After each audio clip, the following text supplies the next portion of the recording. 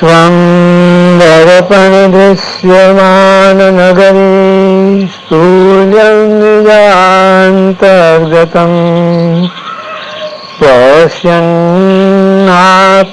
मायया बहिर्भूतं यथा निद्रयाम् यो साक्षात् कुरुते प्रबोधसमये स्वात्मानमेवाद्वयम् तस्मै श्रीगुरुमूर्तये नमः इदम् श्रीदक्षिणामूर्तये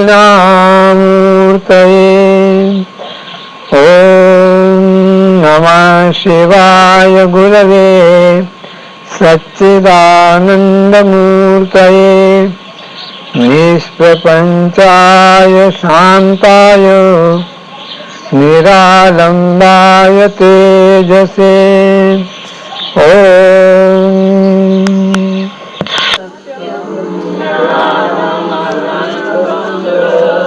पूर्णम् आनन्दविग्रहम् मान्त्रवर्णिकमात्मानम्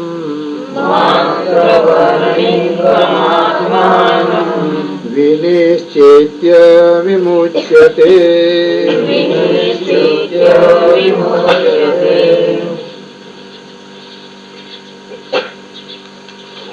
કાલે આપણે જોઈ ગયા છીએ કે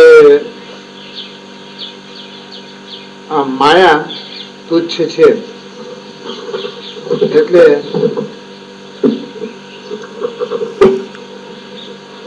એમાં કઈ તથ્ય નથી. તો વાદી કે છે ના, લૌકિક લોકો છે ને, લોક વ્યવહારમાં પ્રવૃત્ત થયેલા લોકો એને તુચ્છ નથી માનતા, એને તો સાવ સાચી છે એ રીતે એનો વ્યવહાર થાય છે.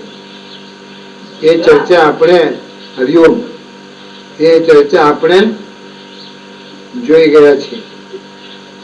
એમાં જોયું ગૌડપાદાચાર્ય મહારાજે તો સ્પષ્ટ કરીને કહ્યું કે તુચ્છા નિર્વચનીયા ચ વાસ્તવી ચેત્ય સૌત્રિલા નેયા માયા ત્રિભિર્બોધૈ સૌત યૌક્તિક લૌકિકૈ.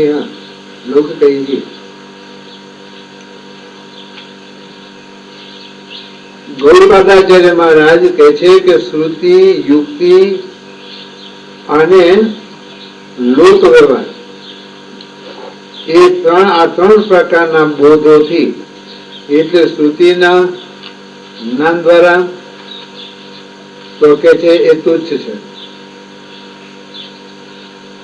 અને યુક્તિ દ્વારા જો વિચારવામાં આવે તો માયા અનિર્વચનીય છે. છે એમ નથી, નથી એમ નથી. છે એમ એટલા માટે નથી કે આપણને પ્રતીત થાય છે. પ્રતીત થાય છે એટલે માયા તો કોઈને દેખાય નથી. મારા બાપાએ મને કહ્યું હતું, બેઠા હતા કે વાત નહીં કરતી, કે શું કામ બીવો છો, માયાથી બીવો છો? જાઓ કાન પકડી લાવો, મારે હું ખતમ કરી નાખું. કાન પકડવા ક્યાં જવું અમારે? માયાનો કાન પકડવો કેવી રીતે? તમે કાન પકડી લાવો મારી પાસે અને હું ખતમ કરી નાખું. બાપજી પણ માયા ભાળી જ નથી તે, તો પણ બીવો જે ભાયા નથી, બાપા જોતા નથી, જાણતા નથી, હવે એનાથી બીવાનું હોય કે છે નહીં. આમાં જે ત્રણ કાળમાં છે નહીં એને માયા કહેવાય. તો છે નહીં, નહીં ને માયા કહેવાય? તો કે હા કહેવાય. કેમ કહેવાય? કે એનું કાર્ય આ બધું દેખાય છે, એટલે કાર્યાનુમેય છે માયા. આ કાર્ય દેખાય છે બધા, એનું કારણ માયા હોવું જોઈએ. ચેતન તો કારણ થઈ શકે નહીં, એટલે માયા જ કારણ આવે, બીજું કોઈ કારણ આવે નહીં. એટલે છે એમ કહેવાય, છે નથી એમ કહેવાય નહીં, તો છે એમ પણ કહેવાય નહીં, કારણ કે એની પોતાની હયાતી નથી, સત્તા નથી પોતાની. અને અભાવ કહો તો આ કાર્ય કે અભાવમાંથી કાર્ય ઉત્પન્ન થાય નહીં, એટલે કાર્ય ઉત્પન્ન થયું છે એટલે અભાવ પણ નથી, તેમ એ ટકી શકતી નથી, માટે ભાવ પણ નથી. ભાવા ભાવ વિવર્જિત એટલે અનિર્વચનીય માયા. હા, એટલે આ અનિર્વચનીય આ પ્રપંચની અનેક ચિત્ર વિચિત્ર રચના થઈ ગઈ છે. એ સિવાય એ થાય નહીં. એ ભાવ અહીંયા છે યુક્તિથી. યુક્તિથી જુઓ તમે આ તો પછી એ અનિર્વચનીય છે. અને લોકોની દ્રષ્ટિએ જુઓ તો કહેવા જેવું છે જ નહીં. શું કે બધાને ખબર છે, આપણે ન કહીએ ને તો એ લોકો સાચું માનીને બેઠા છે.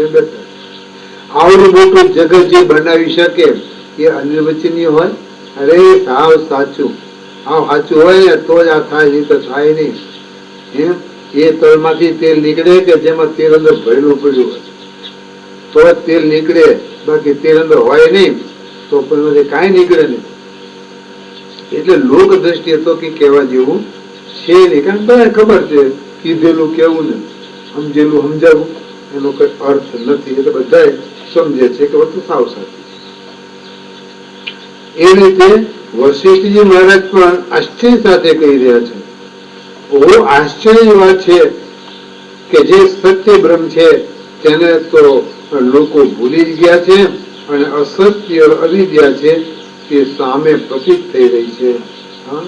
બીજું પણ એમને કહ્યું છે કે આશ્ચર્ય છે કે કમળ નાળના તંતુઓથી પર્વતો બાંધવામાં આવ્યા છે. કેમ કે અવિદ્યમાન જે અવિદ્યા છે તેણે તમામ વિશ્વને વિકળ કરી રાખ્યું છે.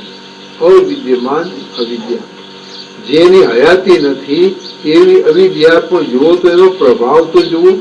શું એવા જકડી રાખ્યા છે કે ખસવા દે નહીં. અને એટલે તો દ્વૈત અને દ્વૈત દર્શન એ બંને તુચ્છ છે. એટલે સ્વતઃ સિદ્ધ શુદ્ધ બુદ્ધ મુક્ત સ્વભાવ અને પરિપૂર્ણ આનંદ સ્વરૂપ આત્માને અદ્રષ્ટ દ્વય એટલે દ્વૈત અને દ્વૈત દર્શન બંને જેમાં દેખાતા નથી તેઓ કેવો એ ઠીક જ છે. આત્માને અદ્રષ્ટ દ્વય કેવો એ બરોબર છે. શ્રુતિ પણ આત્માનું દ્વૈત દર્શન રહિત પણ કથન કરે છે. ન કોઈનો નાશ થાય છે, ન કોઈની ઉત્પત્તિ થાય છે, ન કોઈ બદ્ધ છે, ન કોઈ સાધક છે, ન કોઈ મુમુક્ષુ છે, અરે ન કોઈ મુક્ત પણ કોઈ મુક્તે નથી, બધે નથી, કાંઈ નથી. બસ આ જ એક પરમાર્થ સત્ય છે. જીતેશા પરમાર્થ આ જ પરમાર્થ જેમાં કાંઈ જ નથી. હા, વળી કહ્યું છે કે જે નિરવયવ છે, નિર્વિકલ્પ અને નિરંજન બ્રહ્મ છે તે હું છું એમ જાણીને મનુષ્ય બ્રહ્મને પ્રાપ્ત થાય છે. જે નિર્વિકલ્પ છે, નિરંજન છે, અવિદ્યા લેશથી રહિત છે, હેતુ અને દ્રષ્ટાંતથી રહિત છે, અપ્રમેય અને અનાદિ છે, તેને જાણીને વિદ્વાન પુરુષ મુક્ત થઈ જાય છે. કારણ કે મુક્ત થઈ જાય છે ત્યાં કીધું મૂળ મુક્તે નથી, બધે નથી, ઇત્યાદિ શ્રુતિ અને સ્મૃતિ વાક્ય આત્માને દ્વૈત દર્શન શૂન્ય કે છે. આત્માને દ્વૈતની ખબર જ નથી. ખરેખર આત્માને દ્વૈતની ખબર જ નથી. પ્રપંચ આ જગતની ખબર જ નથી. આવું કહીએ તો હાવ ગપે ગપ્પા મારે મેં બાપીએ માધવજી બાપુને હેરાન કર્યા કે કઈ વાત નીકળેલી અને પછી મેં બાપુ એક પ્રશ્ન શું છે મેં કીધું આ કહો છો કે આ બધું કાંઈ નથી દ્વૈત જેવું કાંઈ નથી. તો બાપુ આ તમે કથા કરો છો તે અમને જોઈને કથા કરો છો કે અમને જોયા વગર કથા કથા સાંભળીએ છીએ કે બાપુ તમે અમને જુઓ છો અને કથા કરો છો કે જોયા વગર? બાપુ તો પોતાના પોઈન્ટ તો સમજી જાય શું એ પોતાની રીતે એમ કે અમારે સાચું નથી આમ તો બાપુ તો એમ કરો એબાઉટ ટર્ન થઈ જાવ ભીતની સામે જોઈ તમે કથા કરો અમે તો પાછળ બેઠા બેઠા સાંભળ્યું આવું બોલતો હું બાપુ સમજાવે સાહેબ જ્યાં સુધી મને સમજાય નહીં ત્યાં સુધી છોડે. અને એની સાથે સાથે બહુ તર્કમાં ચડી ગયો હું ને ચૂપ થઈ જાય, ન બોલે. બીજે દિવસે આવે ને એ પોતે યાદ કરી કે જો આનું મારો તર્ક જતો રહ્યો, યાદ એ મને તો જતો રહ્યો ને ત્યારે ખાબર. એટલે દ્વૈત દર્શન છે એ આત્માના સ્વભાવમાં નથી. આત્મા દ્વૈતનું દર્શન કરી શકે, છતાં આપણને લાગે છે કે આ દ્વૈત દર્શન થાય. એ આપણે આત્માને નહીં તો પેલો છે ને ગુલામણાઓ ગાડીઓ એના તરીકા છે. હવે કે છે આપણે સત્ય જ્ઞાન સ્વરૂપ અને અનંત પૂર્ણ આનંદ સ્વરૂપ તથા મંત્ર વર્ણોથી સિદ્ધ આત્માનો અભિન્ન રૂપથી નિશ્ચય કરીને મુક્ત થઈ જાય છે. આ આત્માનો અનંત સત્યમ જ્ઞાનમ અનંતમ બ્રહ્મ છે ને, એ બ્રહ્મનો આત્મરૂપથી આત્માથી અભિન્ન રૂપથી જયારે સાક્ષાત્કાર કરે છે મુક્ત, એટલે પછી મુક્ત થઈ જાય છે. હવે આત્મ તત્વ જ્ઞાનની અનુપપત્તિની શંકા અને એનો પરિહાર. કદાચ કહો કે આ પ્રકારનું આત્મજ્ઞાન થઈ શકતું નથી, તો તે પણ ઠીક નથી. જ્ઞાન થાય છે એટલે આત્મા બ્રહ્મરૂપ છે, હું બ્રહ્મ સ્વરૂપ છું, અનંત સ્વરૂપ છું, એ પ્રકારનું જ્ઞાન થાય છે, નથી થતું એમ નહીં. કેમ કે સાધન ચતુષ્ટય સંપન્ન જિજ્ઞાસુને ગમે તેને નહીં. માણસો તો ઘણા છે, ભક્તો ઘણા છે, આના હોશિયાર ઘણા છે કે આ અજ્ઞાન પ્રાપ્ત થાય, પણ સાધન ચતુષ્ટય સંપન્ન જો ના હોય અને જો જિજ્ઞાસા કરતો હોય કે અમે જાણીએ તો એને આમાંથી બકાત રાખવા પડે. એને આ બ્રહ્માત્મા ભેદનો અનુભવ એને સાક્ષાત્કાર થઈ શકે નહીં. એ જિજ્ઞાસુને મનન નિધિધ્યાસનથી પરિપૂર્ણ અને ગુરુ દ્વારા ઉપદિષ્ટ મહાવાક્યનું શ્રવણ કર્યા પછી જ જ્ઞાનોત્પત્તિ જણાય છે. તે પહેલા એને જ્ઞાન થતું નથી. ગમે તે હોય પણ કંઈક છે ખરું કે ગુરુ દ્વારા ઉપદિષ્ટ મહાવાક્ય છે અને એ સમજાવે એ રીતે પદ્ધતિથી જો એ જો વિચાર કરે તો જ આવરણ ભંગ થાય અને એ જ્ઞાનોત્પત્તિ જણાય છે. એ સિવાય પોતાની મેળે મહત્વ વાક્યના અર્થો કરતા હોય, બધું કરતા હોય, પણ કંઈક જામતું નથી હોતું એમાં કંઈક, કાં તો એ કલ્પના કરી દેતા હોય. ઘણી વખત આત્માનું ધ્યાન કરવા બેસતા હોય ને, અમે આત્માનું ધ્યાન કરીએ, આત્માનું ધ્યાન કરવાનું દઈએ. કોનું ધ્યાન કરો છો? આત્મા. કયા આત્માનું? આમ સામે દેખાય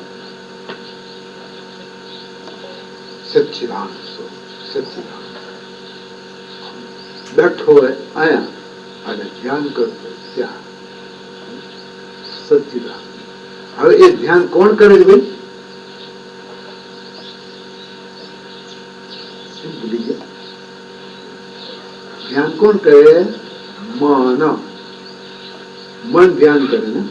અચ્છા, એ ધ્યાન કરે તો મન તેનું ચિંતન કરે ને કેનું? આપણે આત્માનું કે સચ્ચિદ આનંદ સ્વરૂપ આત્મા છે, નિત્ય શુદ્ધ બુદ્ધ મુક્ત સ્વભાવ છે, તો મન કરે ને. મન કરે. હા, તો મન જ કરે તો બીજું કોણ કરે? મન જ એ ચિંતન કરે છે. કોનું? આત્માનું. કયા આત્માનું? મનથી માનેલા આત્માનું.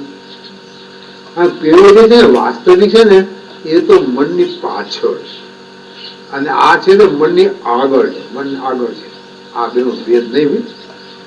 મન ત્યાં ભાવે કરતો હોય, સચ્ચિદ અને આનંદ એવી ભાવના કરતો હોય અને ભાવનામાં અને પેલો તેમ હાઈ રહી ગયો. મનનો પ્રકાશક છે, અંતઃકરણનો પ્રકાશક છે, એ તો પાછળ રહી ગયો. જોવે છે આમ છે આમ. આ ગોપીઓના જેવું નહીં. ગોપી આગળ આગળ હોતી હતી. કૃષ્ણ આમ ગયો, હાલો આગે બોલો, આગે બોલો, આગે બોલો, આગે બોલો.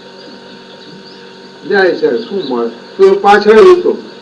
જયારે પ્રગટ થયો ને તો પૂછ્યું તો હું તો પાછળ જ હતો.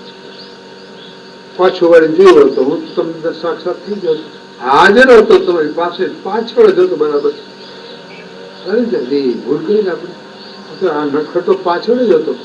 આમ પાછું વાળી જોયું હોય તો પતી જાત ને, રોવું ન પડે ને, હેરાન થવું ન પડે. આજે એમ જ છો, દીદી વાત ને ગુરુકુલની વાત નથી, આજે પણ એમ જ છે. માણસો હોદે છે સામે, આમ આમ આમ આમ પીરો છે પાછળ. જરાક પાછું વાળી જુઓ ને સાક્ષાત, તરત જ સાક્ષાત. હવે આગો પાછો સમય ના લાગે. આમ જ્યાં પાછું વાળી જ્યાં જો, એ કથામાં કીધું ને, પાછું વાળી જુઓ તમે ભગવાનના દર્શન થાય સાક્ષાત. હું નક્કી કરીને આવું છું.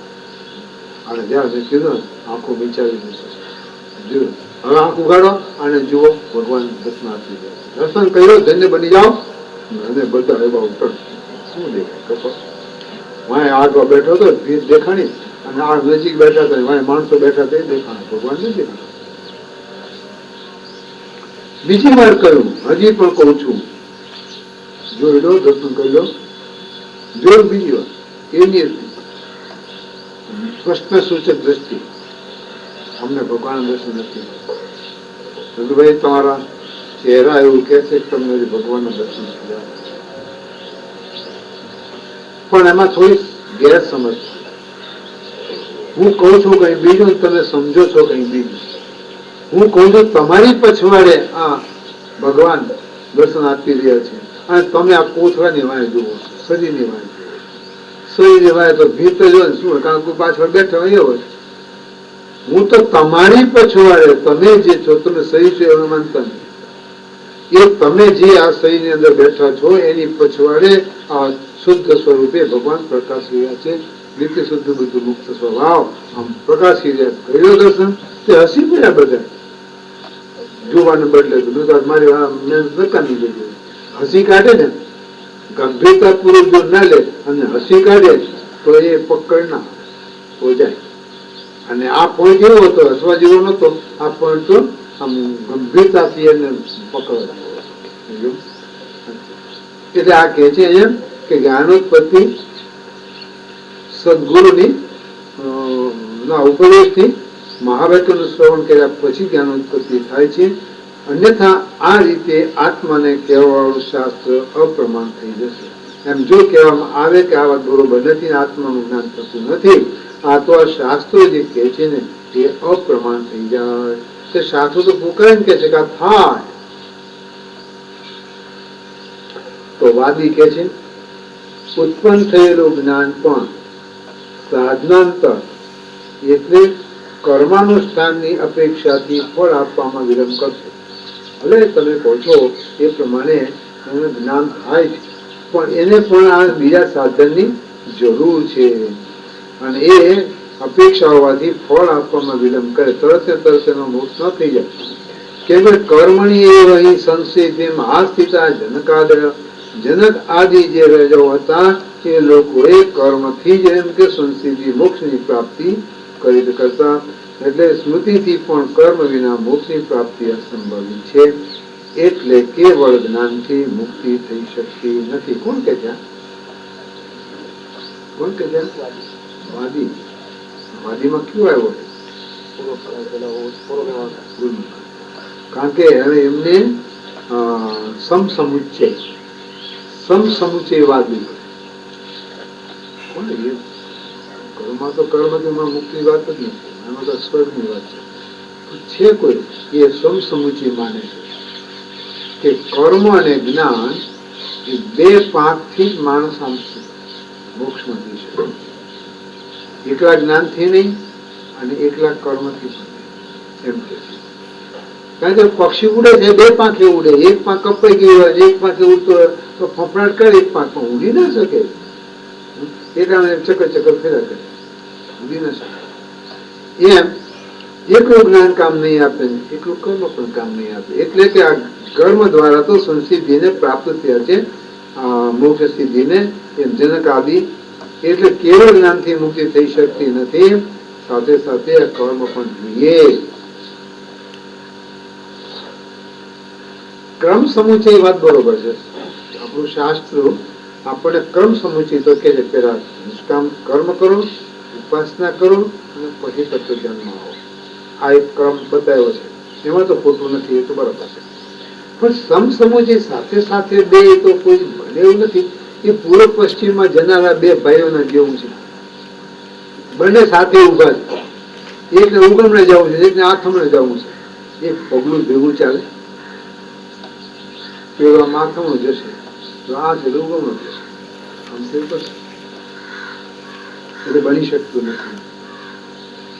હવે સિદ્ધાંતિ એમ જવાબ દે છે કે ના, એમ તમે ન કહો, કેમ કે તદ્ પશ્યન ઋષિ વામદેવા ઇતિ સ્મૃતિ. આ સ્મૃતિથી દર્શન માત્રથી સર્વ ભાવાપત્તિ કહેવામાં આવી છે. શ્રુતિનો અર્થ આ છે કે વામદેવ ઋષિએ તે બ્રહ્મ હું છું આ પ્રકારે સાક્ષાત્કાર કર્યો. આ સાક્ષાત્કાર માત્રથી હું મનુ થયો, હું સૂર્ય થયો, આમ સર્વાત્મ ભાવ એમને પ્રગટ થઈ ગયો. આ પ્રકારે સર્વ ભાવાપત્તિનું પ્રતિપાદન કરનારા મંત્ર જોયા વામદેવ ઋષિએ. બીજી પણ શ્રુતિ છે કે બ્રહ્મવિદ બ્રહ્મે ભવતિ. બ્રહ્મને જાણનારો બ્રહ્મ રૂપ થાય છે. બ્રહ્મવિદ બ્રહ્મે ભવતિ.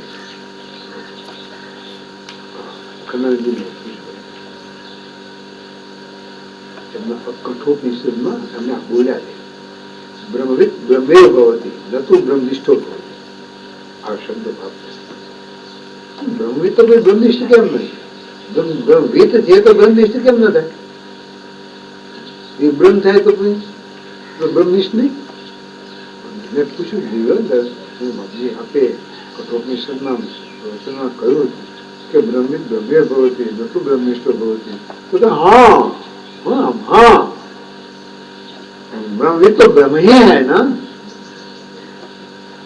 ब्रह्मनिष्ठ तो व्यक्ति होता है, आदमी होता है. અને પછી એની સામે હું પ્રશ્ન કરું ને એની તૈયારી આમ તૈયાર થઈ બેઠા.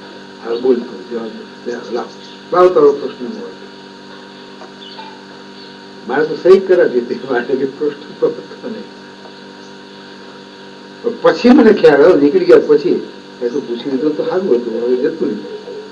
શું તો શું બ્રહ્મનિષ્ઠ બ્રહ્મવિદ નથી? આવું પૂછવાનું એવું તો નથી. પાછળથી છે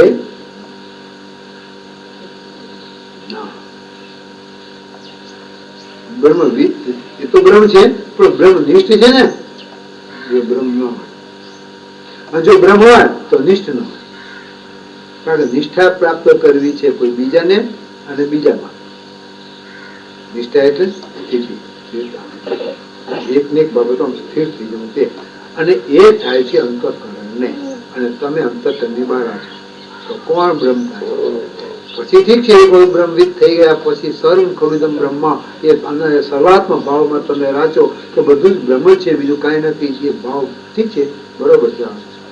પણ આ જે વ્યક્તિ છે તો વ્યક્તિ રહેતો હોય તો વ્યક્તિ જ્ઞાન થયા બાદ થઈ જાય. ઠીક છે.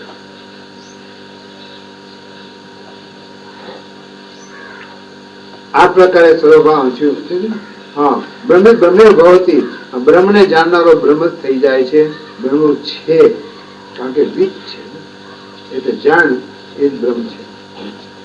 તરતી શોક આમ આત્મવિદ. આત્મજ્ઞાની શોક ને તરી જાય છે. એને કોઈ શોક નથી. કશોક મોહ એકત્વ મનુષ્ય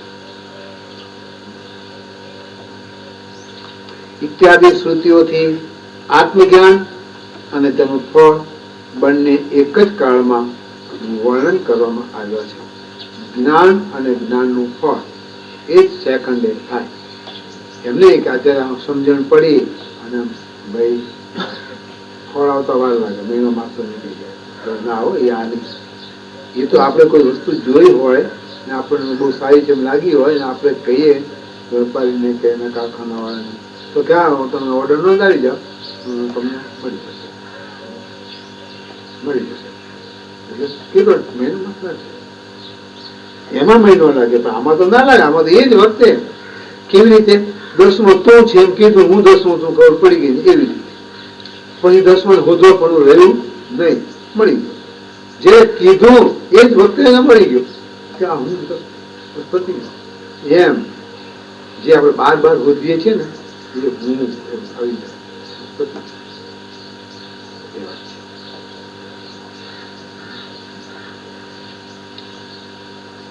કાળ વિલંબ નો અભાવ કયો છે, અર્થાત જ્ઞાન ઉત્પન્ન થતા મુક્તિમાં કઈ પણ વિલંબ રહેતો નથી. તમે વિદિત્વાથી મુક્તિ મેયતી નાન્ય પંથા વિદ્યતે નાય. આ એક માત્ર છે, તમે વિદિત્વા મુક્તિ મેયતી. આ આત્માને જાણીને જ મૃત્યુનું અતિક્રમણ કરી જાય છે. પછી મરવાનું નથી રહેતું. હો ભાઈ, કોઈ બીજો નહીં, મરવાની રીત પણ મટી જાય. કારણ કે પછી હું પોતે મરતો જ નથી, ખરેખર નથી મરતો. અને જો આ ખબર નહોતી ત્યારે મળતો તો ના, ત્યારે મળતો નહોતો તો પછી બીક છે ને મરવાની, મરી જઈશ મરી જઈશ. આ તો જે મરે એવા છે ને એમાં પોતે પહેરી ગયો હતો અને હું છું માન્યું હતું એટલે હું મરીશ કહેતો હતો. ને પાછો એમાં ખૂબી મર્યો તો કહેતો નથી કે હું મરી ગયો. અને જીવે છે મરી ગયો કરે છે તો જીવે છે કેમ મરી ગયો? તો કોણ મરે છે? શું આ બધું વાત? એક ખુલ્લું કરી દે ને કે આત્મા નિત્ય શુદ્ધ મુક્ત સ્વભાવ છે, એને જન્મ મરણ હોતા નથી, એટલે આત્મા કોઈ મરતો નથી. ને આપણે જો આત્મા છીએ, અખંડ સ્વરૂપ છીએ, તો હવે મરવાની વાત માંડી વાળવાની, મરવાની વાત બિલકુલ માંડી વાળવાની. મરે છે ચોક્કસ, કોણ? બીજા, એ હું નહીં. જે મરે તે હું નહીં, અને હું તે કોઈ મરે. હું એટલે જીવ નહીં, એ તો હવે પાછું ગોટાળો થશે. હું એટલે મરી અહીંયા અવિનાશી તત્વ આત્માને માટે વપરાય છે. આ સિવાય બીજો કોઈ માર્ગ નથી. લોકો કે શું એક જ્ઞાન માર્ગથી ભગવાન મળતા? ઘણા માર્ગ છે, અનેક પંથો છે, બધું ઘણું છે. તો બધા નરકમાં જવાના એ તો મને ખબર નથી, પણ આમાં તો આવવાના નથી એ મને ખબર છે. આ સિવાય આમાં તો આવી શકે એમ છે નહીં. ગમે એટલો મોટો યોગ કરે તો ભલે, મોટું ઉપાસનાઓ કરે તો ભલે, ગમે તે કરે પણ સીધું આમાં નહીં આવે. આમાં તો આ જંકશન છે, એ જંકશન સુધીમાં તમે ગમે તે રીતે આવી શકો. અને ત્યાંથી પછી આ જ એક ગાડી જાય જે સીધી તમને મોક્ષમાં પહોંચે, અને જે તત્વ જ્ઞાન બીજું કોઈ નહીં. એટલે કહીને નાન્ય પંથા વિદ્યતે નાય. આ સિવાય બીજો કોઈ માર્ગ જ નથી. એટલે ફાંફા મારવાની કઈ જરૂર નહીં. ફાંફા માર્યા જ કરી આપણે આ કઈ પાર પામીએ નહીં. કઈ નીકળી જાય. અચ્છા, ઇત્યાદિ શ્રુતિથી બીજા સાધનોનો નિષેધ સાંભળવામાં આવે છે. એ જે પ્રયોગ કર્યો કે જનકે કર્મ કર્યા અને એ સિદ્ધિને પ્રાપ્ત થયા. હા, તો સિદ્ધિ મળે, પણ આત્મ સ્વરૂપનું જે સાક્ષાત્કાર છે એ ન થાય. એ કર્મથી સિદ્ધિ થાય છે, સિદ્ધિઓ મળે. એ અણીમાં મહિમા આદિ એ સિદ્ધિઓ, આને સિદ્ધિ નહીં. અને આ સિદ્ધિ જો આત્માને સિદ્ધિ કહેતા, આત્મસિદ્ધિ કહેતા હોય તો એના માટે આની જરૂર નથી. એકલો તત્વ જ્ઞાન જ પર્યાપ્ત છે આત્મનો સાક્ષાત્કાર કરવા માટે. કારણ કે સાક્ષાત છે એને સાક્ષાત છે એવું કહેવું છે, બસ આટલી વાત છે. સાક્ષાત માટે એને કઈ બનાવવો નથી કે હવે આમ કે આમ બનાવીએ તો એ સાક્ષાત ના, સ્વયં સાક્ષાત છે જ, પણ ખબર નથી. આ એકલી વાત છે તો ગુરુદેવ દ્વારા જો એની આપણને ખબર પડી જાય કે આ પતી ગયું કામ, બીજી કોઈ જરૂર હતી નથી. એટલે આ જ માત્ર સાધન છે, બીજું સાધન નથી. અને એટલે તો સંન્યાસ સહિત આત્મજ્ઞાન જ મોક્ષનું સાધન છે. આચાર્ય ભગવાન તો વારંવાર સંન્યાસની બહુ વાત કરે છે. સંન્યાસ વગર આત્મ સાક્ષાત્કાર થાય નહીં. કંઈક આવો સુર આચાર્ય ભગવાન નો કરો. અને સંન્યાસ માટે એમને આગ્રહ પણ કરો. બીજા કેટલાક એમ કહી દે ના સંન્યાસ ના લે તો ચાલે. શંકરાચાર્ય કહે ના, સંન્યાસ વગર સાક્ષાત્કાર. જો ગીતાને ગયું આ કહું સંન્યાસ લેવો પડશે, સંન્યાસ લેવો પડશે, સંન્યાસ લેવો પડશે, એ ભય નહીં કરતા આવું. સંન્યાસ તો જોઈએ, સંન્યાસ વગર તો કોઈ રીતે આ કઈક થઈ શકે છે.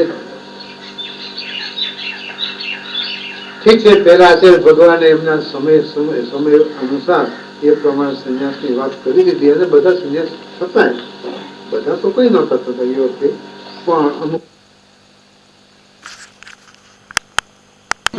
એને માટે એટલે આચાર્ય ભગવાને તો કહી દીધું કે સંન્યાસ સહિત આત્મજ્ઞાન જ મોક્ષનું સાધન થાય છે.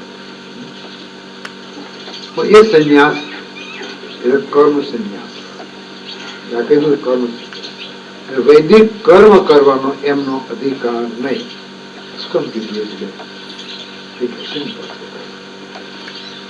કારણ કે બ્રાહ્મણો મોટાભાગે કર્મકાંડ કરતા, એવું રૂઢ થઈ ગયું હોય કર્મકાંડ કે જટ લઈને એમાંથી પાછા વળાય નહીં.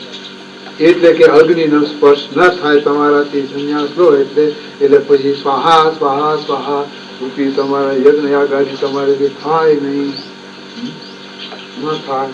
એટલે ન થાય ને એટલે પછી હોય તો શું થાય, તો કે અધ્યાત્મ ચિંતનમાં આવો, આ અધ્યયન કરો, આ નિષદોનું એ બધું અધ્યયન કરો, એમાં આવી જાઓ, એમાં લાવવા માટે તેને કદાચ આમ કીધું પણ એ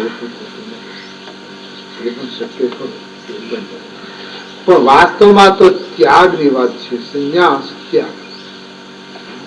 યુપીમાં ન્યાસ ને ત્યાગ કર્યું, ન્યાસ ને ત્યાગ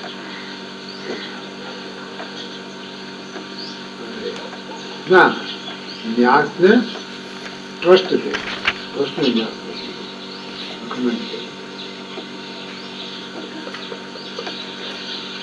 હા, તો એ સંન્યાસ છે. કાલ રાતે વાત કહીએ લઈએ સમજ પડી જાય. સંન્યાસી થાય તો ભલે, ના થાય તો ભલે, એ ભગવા પહેરે તો ભલે, ધોળા પહેરે તો ભલે, અને રાતા પીળા પહેરે તો ભલે, અને કાળા પહેરે તો ભલે, અને લીલા પહેરે, ગુલાબી પહેરે તો ભલે, કે વેશની ક્યાં વાત કરી. અંતઃકરણ નો ત્યાગ જો થાય પૂર્ણ, બસ એ સેકન્ડ તમે એ સેકન્ડ અને પ્રયોગ કરવો તો કઈ જુઓ. અંતઃકરણ એક બાજુ મૂક્યો અને પછી તમે બેસો. જો બે ચાર પગ લાગુ મૂક્યો જલ્દી આવે, બહુ નજીક હોય ને તો ઘૂસી બેસે. એના કરતા આગો રાખવું સારું. અને બસ એ બધું જે બધા કરતા હોય જોયા કરો, જોયા કરો, જોયા કરો. અંતઃકરણ, પ્રમાતા, પ્રમેય, આ બધું જે થતું હોય જોયા કરો, જોયા કરો. ન જુઓ તો કઈ ને પોતામાં જોયા કઈ નથી. આ મુક્ત અવસ્થા, મુક્ત અવસ્થા સિદ્ધિ કઈક કરવાથી નહીં, આટલું દૂર કરવાથી, સમજવાથી અને મુક્તની અવસ્થા પ્રાપ્ત થઈ જાય છે. અને એ સંપાદન કરવું જોઈએ. તે પ્રાપ્ત ન થાય તો મોટી હાનિ સાંભળવામાં આવી છે.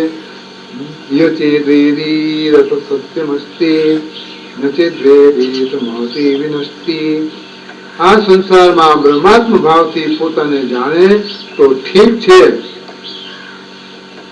અને એ ગાર્ગી જો ન જાણે તો મહાન હાનિ છે. હાનિ શું? હાનિ નુકસાન થાય. શું નુકસાન થાય? બોલો. આ આત્મજ્ઞાન ન થયું એમને એમ થઈ ગયું, નુકસાન શું છે? ખ્યાલ આવે છે?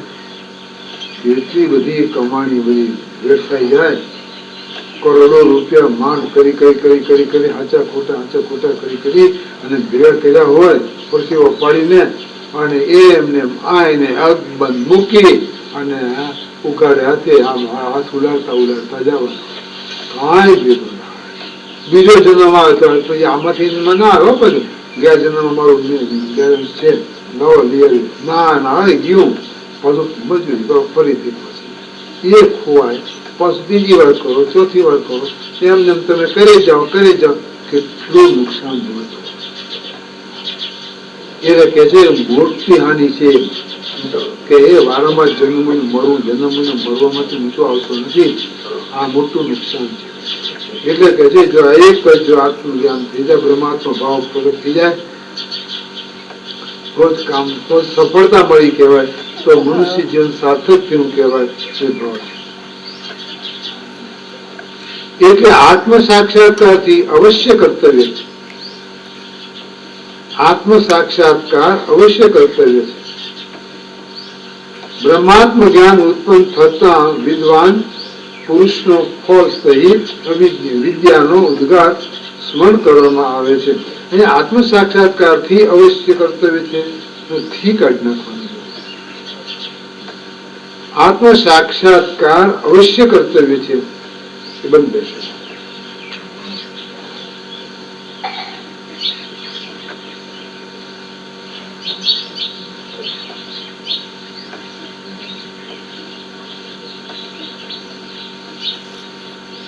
હા, આ બ્રહ્માત્મ જ્ઞાન ઉત્પન્ન થતા વિદ્વાન પુરુષનો ફળ સહિત વિદ્યાનો ઉદ્ગાર સ્મરણ કરવામાં આવે છે. તત્વ જ્ઞાન થતા સંસાર નિવૃત્ત થઈ જાય છે. આ ઉપર વિદ્વાનોના અનુભવનું પ્રમાણ ગ્રંથકાર આપે છે. પ્રમાણમાં કે છે, વિદ્યા વિગ્રહ મગ્રહેણ પીતમ પ્રત્યંચ મોક્ષૈતરા મુત્સ્મૃત્કૃષ્યોત્તમ પુરુષમ વિદ્યા મુંજાદિશી કામ્ય કોશાત કારણ કાર્ય રૂપ વિકૃતાત પશ્યામિ સંશયમ નાસીદસ્તિ ભવિષ્યતે અનુગત સંસાર દુઃખોદધિ.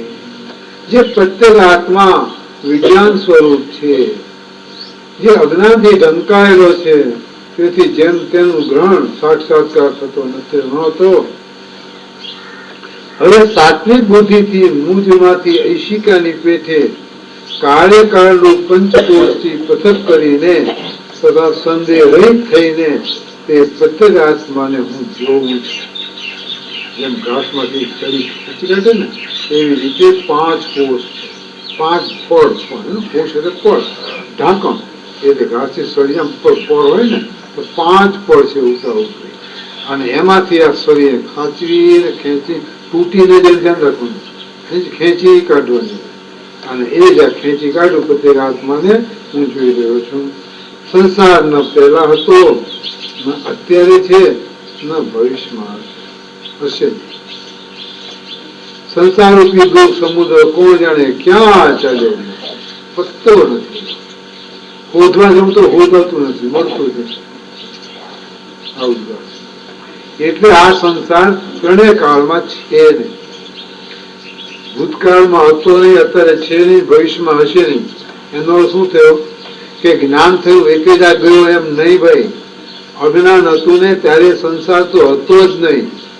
અત્યારે ભલે સંસાર કર્યા કરે પણ અત્યારે નથી, અને ભવિષ્યમાં પણ આવી શકે એમ છે નહીં. તો જન્મે કેવી રીતે? તો આત્માનો જન્મે કોઈ હોય નહીં. પહેલા નહોતો, અત્યારે નથી, ભવિષ્યમાં નથી.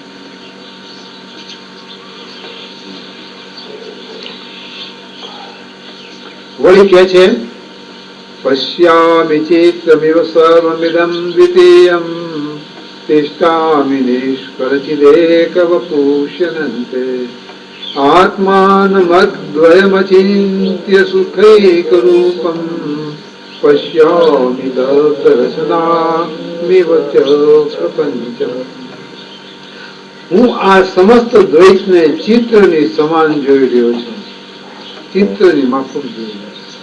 કેવું ચિત્ર કે સિનેમાના ચિત્રની જેવું. વગર કોઈ કાગળ ઉપર કે કોઈ પદાર્થ ઉપર ચિત્ર જોવાય એ ચિત્ર જેવું જોઉં છું.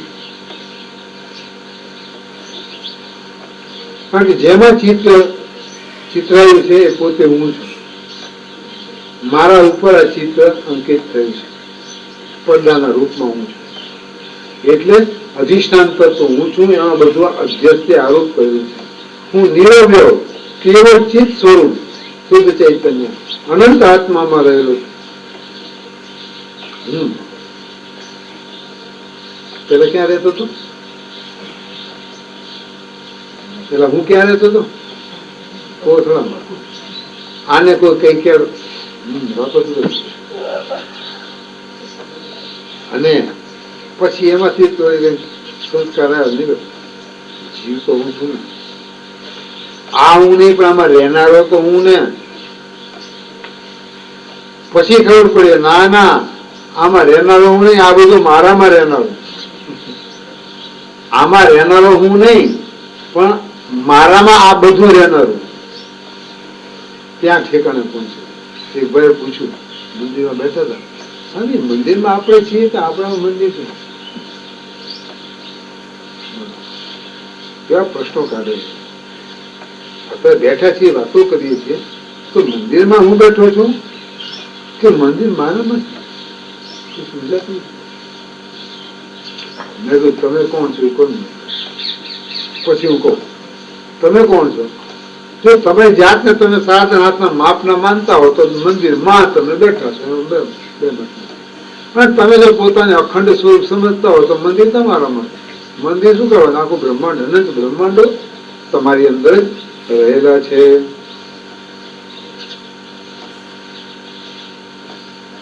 અનંત આત્મામાં હું રહેલો છું. અચિંત્ય અદ્વિતીય સુખ સ્વરૂપ, અચિંત્ય અદ્વિતીય સુખ સ્વરૂપ આત્માને અને બળીની દોરડીની સમાન પ્રપંચને જોઈ રહ્યો છે.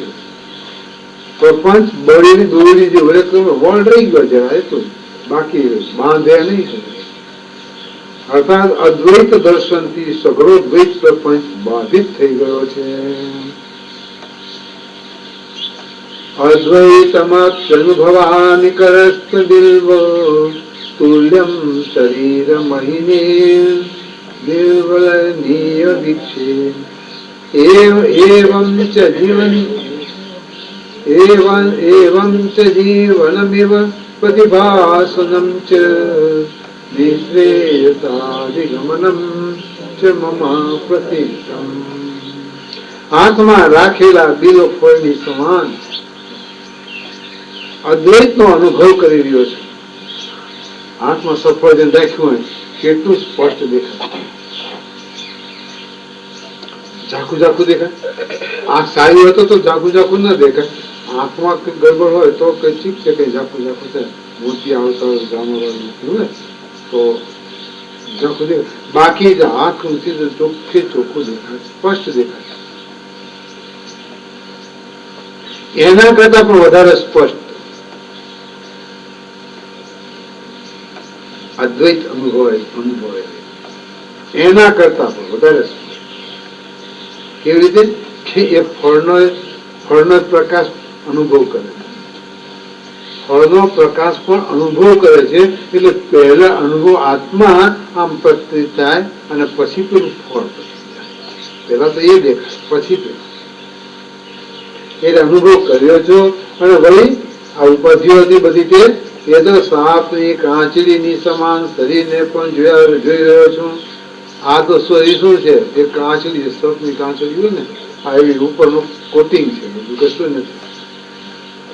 આ પ્રકારે જીવનનો પ્રતિભાસ થઈ રહ્યો હોવા છતાં પણ મારી જીવન મુક્તિ સિદ્ધ જ છે. જીવનનો પ્રતિભાસ આમ પતિ થયું છે. જીવન વ્યવહારમાં ગુથાયેલા છીએ કે ના તો પણ મારી જીવન મુક્તિ સિદ્ધ જ છે. હું જીવન મુક્ત છું. એટલે આ શરીર ત્યારે જીવન ચાલ્યા કરે છે, પણ હું એનાથી મુક્ત છું. એટલે હું જીવન મુક્ત એમ જ થાય. શરીર સાથે રહી જીવન મુક્ત ના એમ નથી કરવું. આપણે તો જ્ઞાન થાય સાથે જ મુક્ત છોડતા, પણ શરીર હલતું હોય ને, બાધ્યતાની વૃત્તિ છે ને, બાધ્યતાની વૃત્તિથી એ શરીર ચાલતું હોય, વ્યવહાર કરતું હોય તો એ જીવન ચલાવે છે અને આપણે મુક્ત છીએ એટલે જીવન મુક્ત. આ રીતે જીવન મુક્તિનો અર્થ થઈ શકે. પરંતુ મને આશ્ચર્ય થાય છે કે સમસ્ત ઉપાધિ રહિત નિત્ય કલ્યાણ સ્વરૂપ ચૈતન્ય પ્રકાશ રૂપ આત્મામાં દ્વૈત પ્રતીતિ થઈ જ કેમ? હવે જોઈએ જ નહીં, પણ થઈ કેમ? શું તે શ્રુતિઓ પહેલા નહોતી? આ શ્રુતિઓ પહેલા નહોતી કે જેથી અજ્ઞાનથી ઉત્પન્ન થયેલ દ્વૈત પ્રતીત થતું હતું? ક્યાં ગઈ હતી આ બધી શ્રુતિઓ? ભાઈ શ્રુતિઓ તો બરાબર એના ઠેકાણે જ હતી, પણ તમારું ઠેકાણે નહોતું કે તમે જે હાથમાં ઝાલતા નહોતા, અને જોતા નહોતા, વાંચતા નહોતા, અભ્યાસ કરતા નહોતા. બાકી શ્રુતિઓ તો બંધ છે, એમને એમ છે કે નવી નથી આવી, કે કે તને જ્ઞાન થયું આ એટલે એ આવ્યું. આ પ્રકારે શાસ્ત્ર અને આચાર્યના અનુગ્રહથી અતિ તીવ્ર બ્રહ્માત્માનો જે તેને સાક્ષાત્કાર કરી લીધો છે, જેને સાક્ષાત્કાર કરી લીધો છે, જેને બ્રહ્માત્માનો જેની જગ્યાએ જે ન જોઈએ, જેની જગ્યાએ આગળ જે છે તે બોલી દો અને બેન ભેગા કરી દો થાય. જેને સાક્ષાત્કાર કરી લીધો છે એવા મુમુક્ષુ પુરુષની ગુરુ ભક્તિનું વિનયપૂર્વક સ્મરણ કરવામાં આવે છે, કેમ કે ગુરુથી જ વિદ્યાની પ્રાપ્તિ થઈ છે તે બતાવે છે. ત્વત્પાદ પંકજ સમાશ્રયણમ વિનામે સન્નપ્યસન ઇવ પર પુરુષ પુરાસી ત્વત્પાદ પદ્મ યુગલાશ્રયણાદિના ઇદાનીમ નાસિન ચાસ્તિ ન ભવિષ્યતિ ભેદ બુદ્ધિ. હે ગુરુ, આપના શ્રી ચરણ કમળોના આશ્રય વિના આ પરમ પુરુષ સત સ્વરૂપ હોવા છતાં પણ અસત જેવો પ્રતીત થતો હતો. આ પરમ પુરુષ સદરૂપ હોવા છતાં પણ અસત જેવો પ્રતીત થતો છે, પણ છતાં નથી એવું થતું. હવે આપના ચરણ કમળોના આશ્રયથી ભેદ બુદ્ધિ ન હતી, ન છે અને ન હશે પણ નહીં.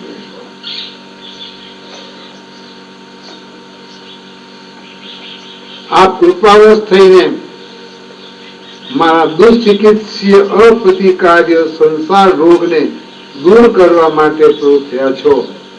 તેથી હું આપની ચરણ રજને મસ્તક ઉપર ધારણ કરતો શરીર પાત પર્યંત આપની શુશ્રુષા સેવા કરીશ.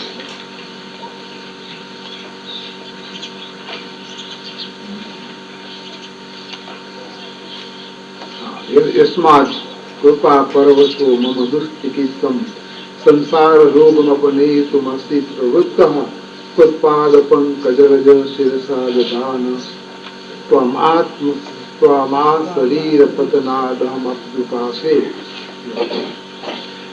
હા, ત્યારે હવે વાદી કે છે વિદ્યાથી અવિદ્યાનું ઉપમર્દન થયા પછી, એટલે અવિદ્યાનો બાદ થયા પછી, નાશ થયા પછી પણ આ લોક અને પરલોકમાં સંચરણશીલ અને અનેક પ્રકારની યોનિઓનું મળવું અને ત્યાગ કરવો, આ પ્રકારના અનેક દુઃખોથી વ્યાપ્ત આ સંસારની નિવૃત્તિ કેવી રીતે થઈ શકે? વિદ્યા એટલે જ્ઞાન. જ્ઞાન દ્વારા અજ્ઞાનનું ઉપમર્દન એટલે એનો નાશ તો થઈ ગયો, બાદ થઈ ગયો એનો. તો પણ પછી પણ આ લોક અને પરલોકના જે આમ જવા આવવાના હોય ને બધા, અને એ પાછા અનેક પ્રકારની યોનિઓમાં જાય, શરીર ધારણ કરે, વળી છોડી દે, વળી લે, છોડી દે, આવે જાય, એવા કેટલાય મળે અંદર. તો અનેક પ્રકારના દુઃખથી વ્યાપ્ત સંસારની નિવૃત્તિ કેવી રીતે થઈ શકે? કારણ કે બન્યું નથી કે ભાઈ જ્ઞાન થાય અજ્ઞાન જાય એટલે સંસાર જતો જ રહે, એવું કશું નથી. કેમ સંસારનું કારણ જે કામ કર્મ આદિ છે એ તો વિદ્યમાન છે, અને વિદ્યમાન છે, અનેક પ્રકારની ઈચ્છાઓ છે, અનેક પ્રકારના કર્મો છે, એ તો બધા દેખાય છે. તો શું તમને જ્ઞાન થયું અને શું ગયું? કશું થયું નથી, કશું ગયું નથી. તો પછી વિદ્યાર્થી આ બધું નિવૃત્ત થઈ જાય છે એવું કેમ કહેવાય? સિદ્ધાંતિ એટલે પ્રપંચનું કારણ કર્મ, પ્રપંચનું કારણ કર્મ નથી,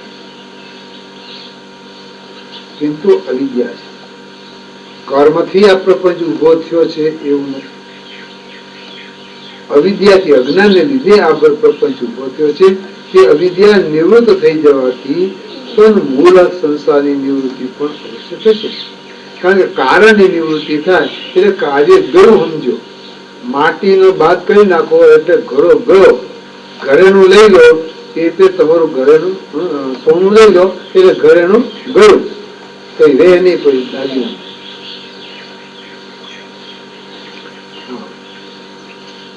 એટલે અવશ્ય આ સંસારની પણ નિવૃત્તિ તંદુરસ્ત થઈ જાય છે. વાદી કે છે આપનું કેવું ઠીક નથી. જેમ કે વૈશેષિકોના મતમાં ઉપાદાન નિવૃત્ત થઈ ગયા પછી પણ ક્ષણ માત્ર કાર્યની સ્થિતિ રહે છે. ક્ષણ માત્ર એ લોકો માને છે. ઉપાદાન નિવૃત્તિ થાય તો ક્ષણ માત્ર છે. હા, વૈજ્ઞાનિક રીતે તો લાગે, સાચી વાત લાગે. કારણ કે સિનેમાના ચિત્ર ઉપર આમ નજર જાય આપણે જોઈએ તો સેકન્ડનો 16મા ભાગ સુધી અકબંધ એ ચિત્ર મગજમાં રહેશે. જોયું તે જાય ભલે પણ એ ચિત્ર જતું રહેતું હોય તો આ તો મગજમાં એટલું બધી રહે. એ રીતે લોકો સિનેમા ચલાવે છે. આ કે છે રે આની સેકન્ડ મોટી આની નાની પેલા મોટી સેકન્ડ એટલે વધારે રહે એમ એવો કાઢે. વાદીભાઈ છે ને વાત તો કરશે.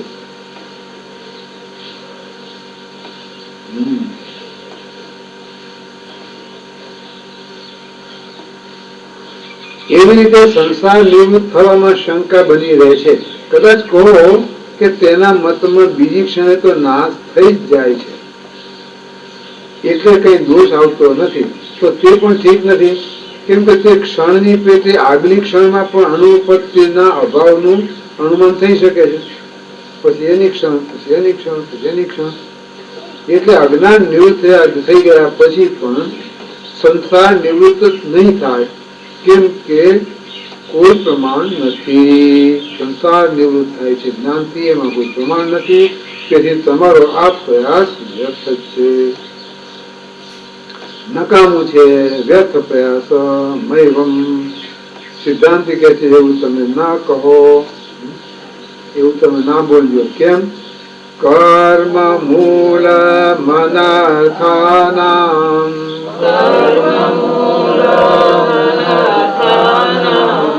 તચ્ચ જ્ઞાનેન બાધ્યતે ક્ષીયન્તે ચાસ્ય કર્માણિ તથા ચ શ્રુતિ શાસનમ.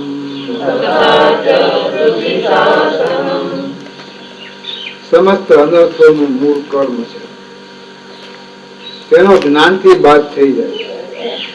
બધા અનર્થોનું મૂળ કર્મથી આ સારું ખોટું આદિ બધું પ્રાપ્ત થાય. એ જો ના હોય તો સારું ખોટું કઈ રહેતું નથી.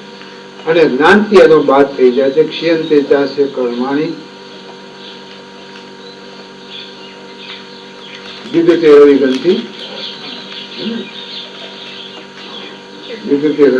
ક્ષીયન્તે સિદ્ધન્તે અને ક્ષીયન્તે ચાસ્ય કર્માણિ તસ્મિન દૃષ્ટિ ફરાવરે. એ શ્રુતિ અનુસાર આ જ્ઞાનથી એ બાદ પામી જાય છે. આ જ્ઞાની પુરુષના બધા કર્મો ક્ષય પામી જાય છે. એક એક કર્મ રહેતું કોણ રહે પ્રાપ્ત રહે. સ્વદ્રષ્ટિએ પ્રાપ્ત નહીં, અન્ય દ્રષ્ટિએ પ્રાપ્ત કોઈ. આ શ્રુતિની આજ્ઞા. તમે જે કહ્યું કે જ્ઞાન થયા પછી પણ કર્મ મૂળક સંસાર બન્યો રહેશે તો તે ઠીક નથી. કેમ કે અવિદ્યાની પેટે કર્મનો પણ જ્ઞાનથી બાદ થઈ જાય છે. અવિદ્યા જેમ બાદ પામે ને તેમ કર્મ પણ બાધિત થઈ જાય છે. કર્મ પણ રહેતા નથી. અર્થાત અવિદ્યાની સમાન અવિદ્યા કાર્યરૂપ કર્મની સાથે પણ વિદ્યાને વિરોધ હોવામાં કોઈ વિશેષતા નથી. એટલે એ પણ બાદ થઈ જાય. અને આ વાત સંભવતી પણ નથી કે રજ્જુના સાક્ષાત્કારથી તેની અવિદ્યાની નિવૃત્તિ થઈ ગયા પછી પણ અવિદ્યા કાર્ય સર્પાદિની અનુભૂતિ બની રહે. આવો ભાઈ દીવો કર્યો અને અરે ભાઈ આ સાપ ને ત્યાં તો દોરડું છે એને ખબર પડી ગઈ. પછી 1-2 સેકન્ડ હાથ ભરે એમને તો ન જાય, જલ્દી તાત્કાલિક તો ન જાય, કારણ કે ભાઈ કેટલા વખત એનો જવાબ એટલું તો માન રાખવું પડે. એટલે એટલું રહે થોડું પછી જાય. એને હાથ જોયો નહીં હોય, દોરડામાં હાથ જોયો નહીં હોય આવું કેનારાય, અને જોયો હશે તો કાં તો બાંધતી રમાવામાં ગમે તે એક વખત પ્રકાશ થઈ જાય અને ખબર પડી ગઈ કે આ તો દોર્યું છે, સત નથી, તો પછી એ સેકન્ડ ના 1000ના ભાગમાં જેટલા ભાગલા કરવા એમાં એ હાફ જતો રહે. કેમ તો હતો નહીં. જો હોય સાપ હોય તો બીજો ધીમે ધીમે આવે તો જતા વાર લાગે. પણ આ હાફ તો એવો મજાનો છે કે આવતાય વાર ના લાગે અને જતાય વાર ના લાગે, અને કોઈને ધંખે નહીં. પણ એ કોઈ કરડે નહીં પાસે. એટલે રજ્જુના સાક્ષાત્કારથી તેની અવિદ્યાની નિવૃત્તિ થઈ ગયા પછી પણ અવિદ્યા કાર્ય સર્પાદિની અનુવૃત્તિ બની રહે એવું કઈ નથી.